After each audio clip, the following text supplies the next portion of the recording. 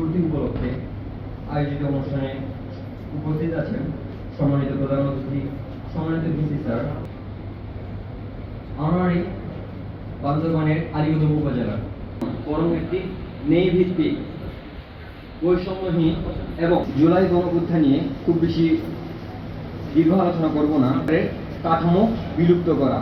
চতুর্থ, কোটার যে রেশিও সমানের সঙ্গে প্রতিষ্ঠিত হবে। শিক্ষা বা কর্মক্ষেত্রে আমাদেরও যাতে সুযোগ দেওয়া হয়।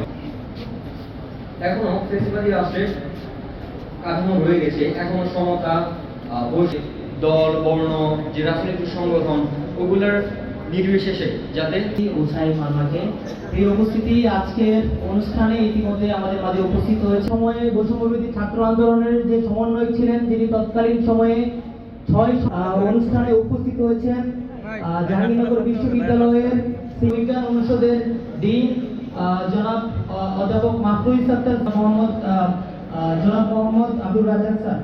এছাড়াও আমাদের মাঝে এবং জাতীয় নাগরিক পার্টির যুগ্ম সদস্য সামিল তিনি উপস্থিত হয়েছেন। প্রিয় উপস্থিতি, এ পর্যায়ে আমি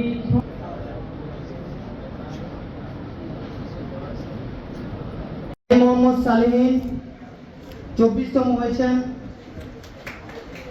23তম হয়েছেন জান্নাতুল ফেরদৌস, 22তম হয়েছেন মুস্তাকিম মিল্লার, 20তম হয়েছেন সুস্মিতা সরকার, 19তম হয়েছেন নারায়ণ চন্দ্র বর্মন। অবশ্যই যৌক্তিক। তার বিরুদ্ধে তো রাষ্ট্রপতি থাকাকালীন এবং এর পূর্ববর্তী সময়ে অভিযোগ আছে, দুর্নীতির অভিযোগ আছে, তিনি যখন দুদকের কমিশনার ছিলেন। আমরা কিন্তু প্রেসিডেন্ট স্বৈরাচারী রাষ্ট্রপতি এরশাদ যখন পতন হয়, পতনের পরে কিন্তু তাকে গ্রেফতার করা হয়েছিল। ফলে এইটার নজির কিন্তু ইতিহাসে আছে। এখন স্বরাষ্ট্রমন্ত্রী এবং সরকারের পক্ষ থেকে যেটা বলা হচ্ছে, আমরা মনে করি এটা যৌক্তিক নয়, বরং তারা রাষ্ট্রপতির সাথে এক ধরনের যোগসাজশ আছে। এটা শুধু রাষ্ট্রপতির সাথে না, এটা যে আওয়ামী লীগের সাথে যোগসাজশ, এইটা দিয়ে স্বরাষ্ট্রমন্ত্রীর বক্তব্য দিয়ে এটাই আসলে প্রতিমান হয়। তারা সেই যোগসাজশ করে নির্বাচনে এসেছে, ক্ষমতা এসেছে বলে তারা ফ্যাসিস্ট রাষ্ট্রপতির বিরুদ্ধে কোনো ধরনের ব্যবস্থা নিচ্ছে না।